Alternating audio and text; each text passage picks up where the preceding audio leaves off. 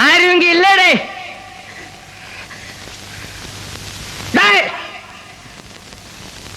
ஐயா இருக்கா? இருக்கு சார். கூப்பிடுடே.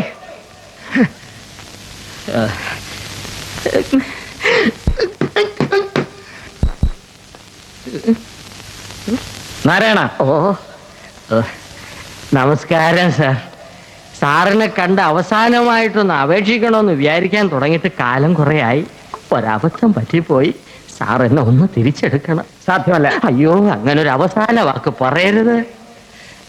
ഞാനൊരു തീരുമാനമെടുത്താൽ അതിന് മാറ്റം ഉണ്ടാവില്ലെന്ന് എനിക്കറിയാമല്ലോ. അപ്പോ സാർ തീരുമാനിച്ചു കഴിഞ്ഞു? അതെ. അല്ല, എനിക്കറിയാൻ മേലാത്തോണ്ട് ചോദിക്കുക, താൻ ആരുവാ? നാരായണ. പൂരായണ പോവേ. തനിക്കൊരു വിചാരമുണ്ട് താ ഏതോ കോപ്പിലെ വലിയ രാജാവാണോ? താ ഒരു പുല്ലുമല്ല.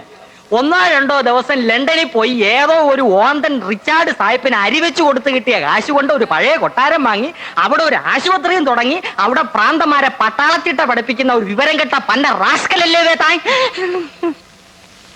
തന്നെ ഞാൻ 10 പറയണമെന്ന് വിചാരിക്കാൻ തുടങ്ങിയിട്ട് കാലം കുറയായി. താനൊക്കെ മറ്റേ ചിട്ടയുടെ ആളല്ലേ, മിലിറ്ററി.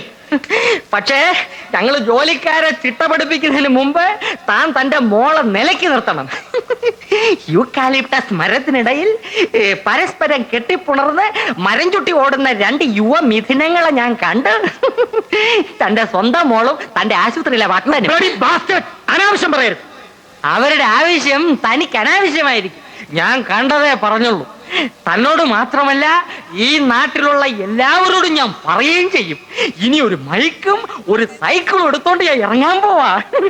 രവീന്ദ്ര, തന്നെയും തന്റെ മോളെയും ഈ നാട്ടിൽ ഈ നാരായണൻ നാറ്റിച്ചില്ലെങ്കിൽ തന്റെ പേര് തന്റെ പട്ടിക്ക് താനിട്ടോ. അറിയോ?